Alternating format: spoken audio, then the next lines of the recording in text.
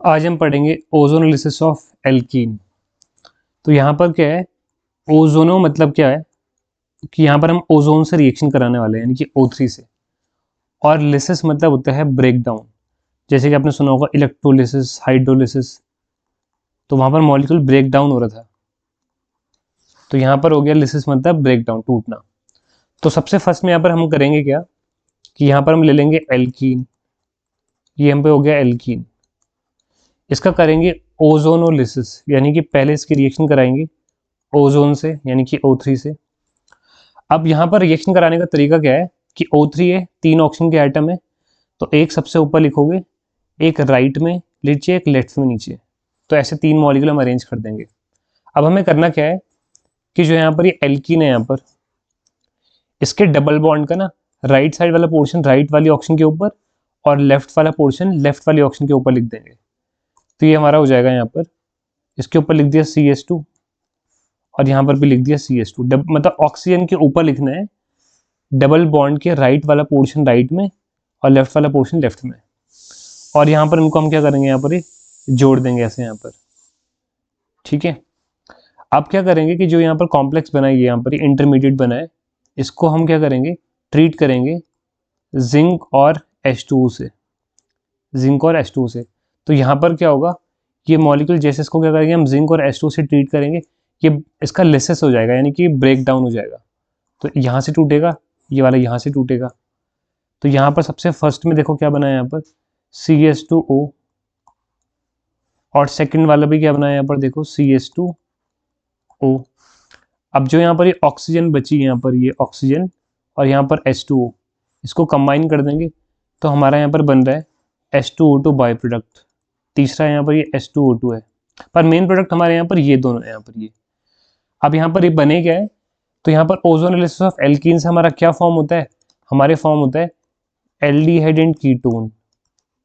ये aldehyde ketone दोनों को बनाने का मेथड है, दोनों बन सकते हैं इससे, है ना, by alkene, aldehyde and ketone. तो यहाँ पर ये एल्डिहाइड ये बना है। अब करो क्या, अगर पहचान में नहीं आ रहा तो एक हाइड्रोजन निकाल के आगे लिख दो, तो क्या हो जाएगा यहाँ पर HCHO।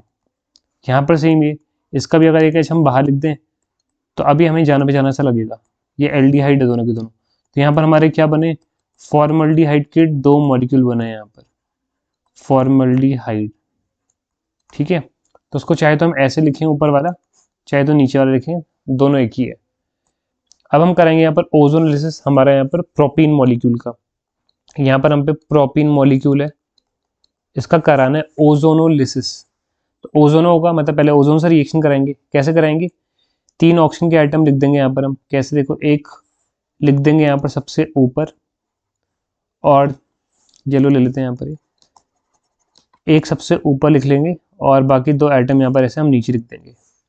अब यहाँ पर डबल बॉन्ड के राइट वाले के ऊपर और पूरा लेफ्ट वाले O के ऊपर, तो यहाँ पर लिख दिया हमने यहाँ पर ऐसा CH2, और यहाँ पर हमारा हो गया CH3 CH3CH, और इनको हम यहाँ पर क्या कर देंगे, यहाँ पर ऐसे जोड़ देंगे ऐसे ये।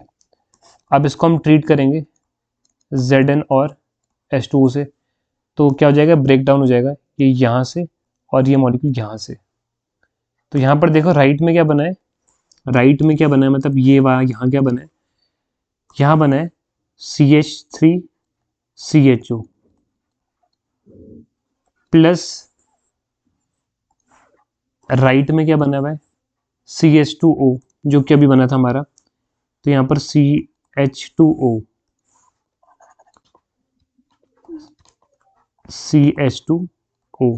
एक हाइड्रोजन अगर हम आगे लिख देंगे तो यहाँ पर हो जाएगा HCHO। ठीक है, तो ये बना फॉर्मल्डिहाइड, ये बना एसिटल्डिहाइड। सिमिलरली हम यहाँ पर इस मॉलिक्यूल का भी कर सकते हैं ओजोनोलिसिस। इसका कैसे कर देंगे, यहाँ पर हम वही जो अब तक कर ही रहते हैं, यहाँ पर डबल बॉन्ड के राइट वाले O के ऊपर लेफ्ट वाले O के ऊपर। तो यहाँ पर लिख देंगे हम 3 ओजोन के 3 आइटम ऐसे। ठीक है, यहाँ पर लिख देंगे CH3, यहाँ पर भी CH3।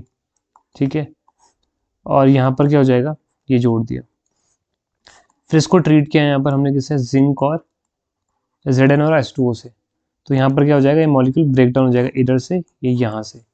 तो हमारा क्या बनेगा पहला, तो पहला हमारा यहाँ पर प्रोडक्ट बन गया, राइट में है CH3CHO और दूसरा मॉलिक्यूल भी यहाँ पर कितना है CH3CHO, दिख रहा हो आपको यहाँ पर ये CH3 और ये CHO।